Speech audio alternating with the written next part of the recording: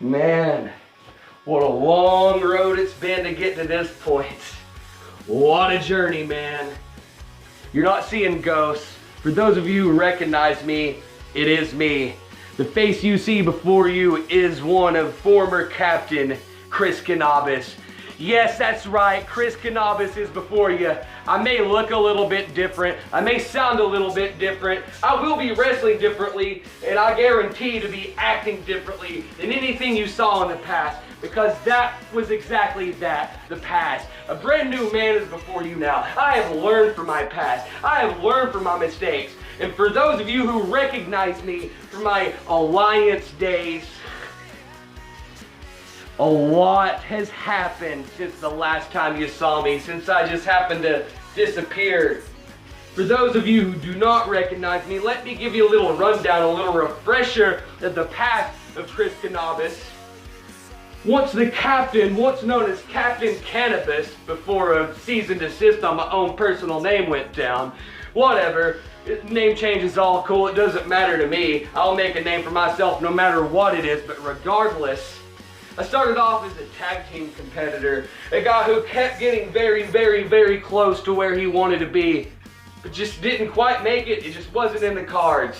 So because of that, he thought he had to make some changes, and he went further and further and further into the wormhole. And quite frankly, from what his friends like to say, he lost his mind. He no longer had his marbles anymore. He was too much of a fun guy, if you will. So the further and further out there he went, the better and better he thought he was, and the more he bought into this whole ideology of a prophecy, and this delusion came to prove to be his downfall.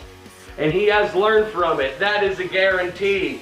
But it took a long time to get there, and the Alliance first had to permanently terminate this man because of too many wellness violations. That's right, way too many failures. So he's gone for good, and that's there. But here, after several months of absence, after several months of thinking that he was in some other dimension, that's right, after he left the Alliance, Chris Canabis went to another planet, another dimension, where he reigned supreme at the very, very, very top, the pinnacle of this wrestling business. Or at least so he thought, and then he woke up, and then he was released from rehab, and several months later, a lot of training, here he is now. And Chris Canabis, the return you were never suspecting, never expecting, is back and ready to strike in Strike Force.